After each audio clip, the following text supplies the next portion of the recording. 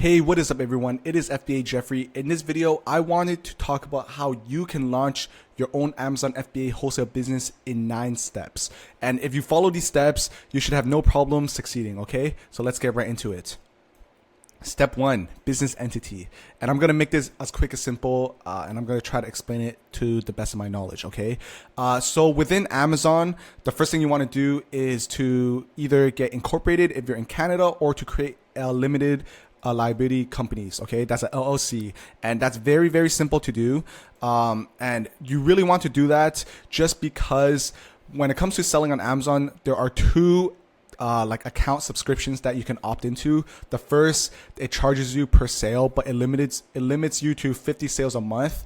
And you don't want to do that because you can easily surpass 50 sales a month. Okay. And the second option, it's like, it gives you all the benefits, everything like that. And to do that, you would need to get an LLC or get incorporated.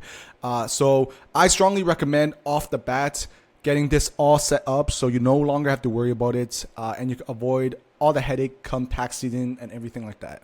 So get that set up. Get your business bank account set up. You want to separate your personal banking and business banking. So it's a lot easier to differentiate where every single purchase that you make for inventory to sell on Amazon could be through your business bank account.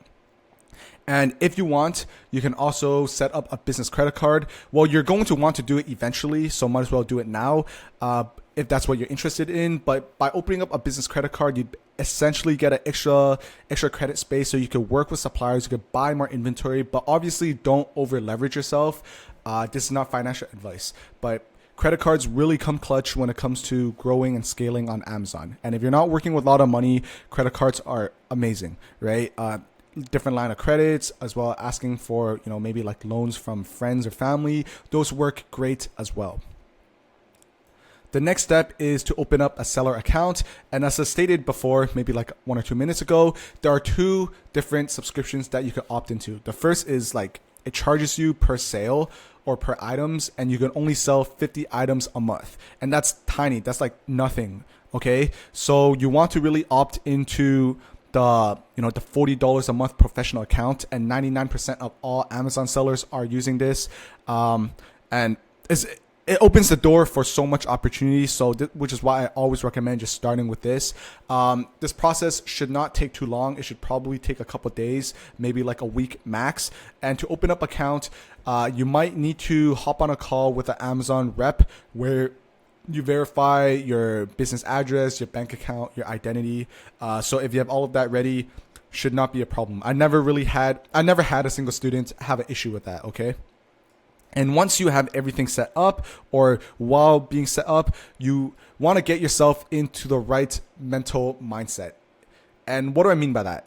So you want to focus, you want to lock in. So you want to set very clear and achievable goals for yourself. And you want to ask yourself this one question first. Where do you want to be? Like what is your goal with Amazon? Do you want Amazon to be a side hustle? Like you want to make $3,000 to $5,000 a month consistently while working your job? Or do you want to like replace a 9 to 5 with Amazon? Both are very, very achievable. I myself, I do full time. I used to work a 9 to 5. I used to work at a bank, and I just wanted to go full time on Amazon, and that's what I did. Okay, so it pays the bills. It's very possible. So everyone has their own goals. So you want to ask yourself, what are you trying to achieve with Amazon? And by doing so, you could break it down into creating a 3-month plan, creating a 6-month plan, and even a 1-year plan, and you want to work backwards. So ask yourself, in 1 year, where do you want to be? Do you want to make 100K in profit, which is like 10K a month? Or do you want to make, 50K a month, which is about $4,000 to $5,000 a month in profit? Both are very easy. So you want to break that down. That's the 1-year plan. And within 6 months, you can easily make 10K a month in profit. You can easily grow to that point if you really wanted to. And then also create like a 3-month plan. So within 90 days, where do you want to be? Do you want to just really learn on Amazon? Do you want to begin to start working with suppliers? You want to make a couple $1,000s a month of profit? Okay. So it's very, very possible. Like I said, I can't emphasize that enough. So step 4 is mentorship. So the reason why I have 2 arrows is because these are interchangeable. If you have the focus and you work with the right mentor, the right person who could guide you, you're 100% going to succeed. Like, because a mentor would provide you all the knowledge, like all your knowledge would be in your own fingertips. And if you're willing to go out of your way to consistently learn and you're locked in on achieving your goals, there's no way, it's like impossible for you not to succeed, right? And with a mentor, they can shortcut your way to success in the sense where you can avoid a lot of the costly and timely mistakes, such as making bad purchases, working with the wrong supplier, not knowing how to outreach with suppliers. Those things could easily be shortcutted on Amazon, and it will help with the learning curve, right? In my opinion, Amazon does have a slightly high learning curve. So once you get through that barrier, everything is so easy. Making money is easy, but to learn everything, like, it's overwhelming. So you want to work with someone like a mentor who knows what they're talking about, and can, like I said, shortcut your way to success. And a mentor could teach you how to navigate and teach you the right terminology to outreach, how to find suppliers consistently, how to outreach with them, how to open accounts, how to make purchases, how to negotiate prices. Okay, so like, obviously working with a mentor, it's not like you don't have to do that. Like, you can definitely have a lot of success on Amazon without working with one. But in my opinion, 95% of people, that's the best way. That's the best route for them. The next would be to gather leads. So that would be to find suppliers, and you could find suppliers by utilizing different strategies like the Google Maps method, Google search method, trade shows. There's many different ways to find profitable suppliers. Okay, so once you find these, how would you outreach? And outreaching, there's also a bunch of different scripts. There's a bunch of different ways to go about it. There's a lot of terminology that you can use to make yourself sound like a quote unquote pro. And this is the hardest thing to do, right? But this is the thing that moves the needle in your Amazon business. If you know how to gather leads and outreach consistently, you will make a lot of money. Once you do this very, very well, everything will flow together, and you would easily be making like 5 to 10K a month in profit. So once you have that outreach, these are also interchangeable, gathering leads and outreach. This is an income generating activity. Like I said, it moves the needle. If you could do these two things very well, like find suppliers and outreach to them to open up accounts, you will make a lot of money. And you always want to consistently look to expand your Amazon business. Right now, my business is close to 500,000 a month in sales. I have over 600 profitable products, and I'm looking to expand. I'm looking to grow to 1,000 products. I'm looking to grow to $1 million a month. And how am I going to do that? By consistently outreaching. I aim to outreach to 5 to 10 suppliers every single week. So that's about 20 to 40 suppliers every single month. And by doing so, that's the surefire way to continue growing. Because there's a saying on Amazon, and I always say this to my students and to my friends: if you're not looking to grow, you're slowly dying, right? You never want to be content.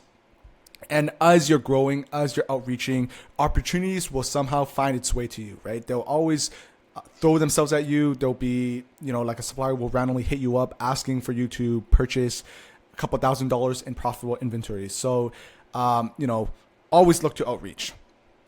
And once you have that set down, you will get a catalog from the supplier, and you can scrape through that. There's many different ways to do it. You could utilize softwares, you could hire a VA, you could do it yourself. But once you have everything, you want to build a list of profitable items from that supplier and begin to place an order. And suppliers, sometimes they only take wire, sometimes they take e-transfers. That's a Canadian thing where you send money directly to them.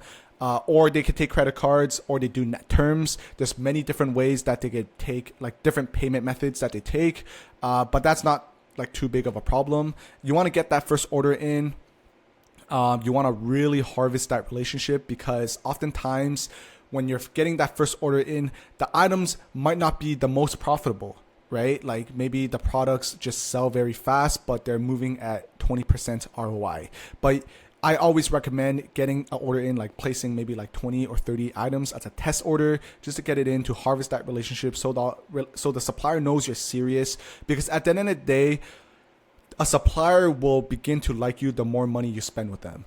But obviously you don't want to be stupid. You don't want to end up losing money with them. You don't want to like lose money just to make them happy. You want it to be a win-win situation, if that makes sense. Like, on your first order, you don't have to go for 30% ROI if you know that there is a lot of growth opportunities, a lot of growth potential. So the more orders you get in, the better the relationship will become, and the bigger your margin will become, because you could begin to negotiate, you could order more, things like that. You get a lot more benefits. You want to build rapport.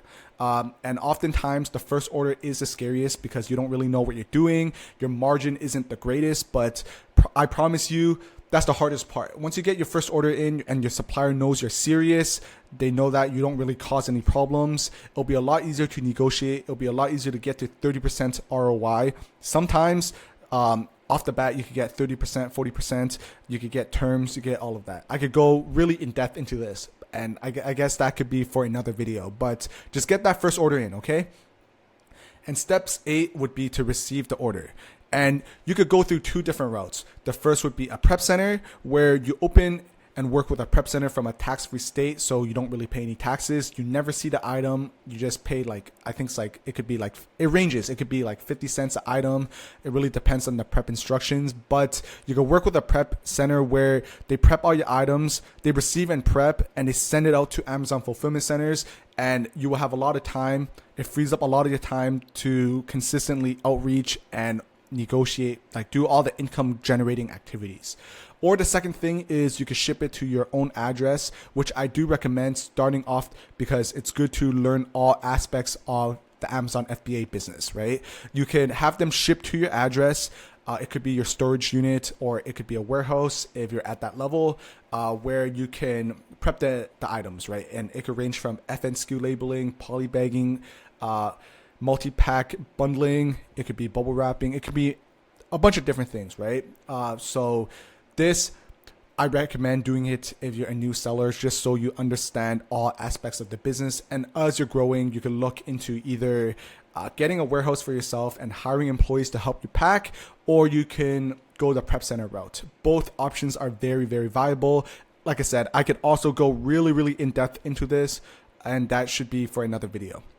So receive your order, get it sent out to Amazon fulfillment centers. If there's one tip I could give, is you never want to have items sit. So you never want to have those items sit in your house or sit in the prep center, because you just want to you want to have a high turnover where you ship it into fulfillment centers, you never look at it again, and get those sales in, so you can recoup your capital and consistently restock and open up new accounts to purchase new inventory.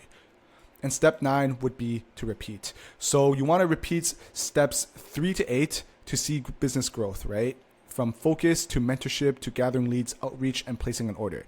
These are really the things that grow your Amazon business. If you can consistently do this for 6 months time, well, not even 6 months. If you do it for 3 months, 6 months, and even 1 year straight, consistently, you show up every single day and just work, you're going to see success, right? You're going to achieve your goal. You're going to see how quick, you're going to see very quick growth. You're going to see your life change very, very quickly. And, in my first year selling on Amazon, I did 4 mil in rev, which, I made, okay, I don't want to say the exact number, but I was between $500,000 and $1 million in net profit. But that was my goal, right? I was a very ambitious person. I really wanted to make life-changing money, and I literally saw life-changing money. So I'm speaking from my own experience. But if you just want to make 100 grand, if you want to make 50 grand in your first year, that's also very doable. That's very, very doable, actually. And in order to do it, you just really want to break it down into these steps. You want to rinse and repeat. And you want to embrace making mistakes, right? Success comes with mistakes. You want to learn from them and avoid them. And you don't want to give up, right? Sometimes and some days it will be very unmotivating, but you just want to get through those days and show up. And like I said, your life is going to change very quick. But if you found a lot of value in this video, I'd really appreciate if you like it, if you subscribe, and if you're interested in working with me, feel free to book a call with me. We can hop on a quick 30-minute call where I get to learn more about your business, learn about your goals, and see if we're going to be a good match. But other than that, I'll see you in the next video. Bye.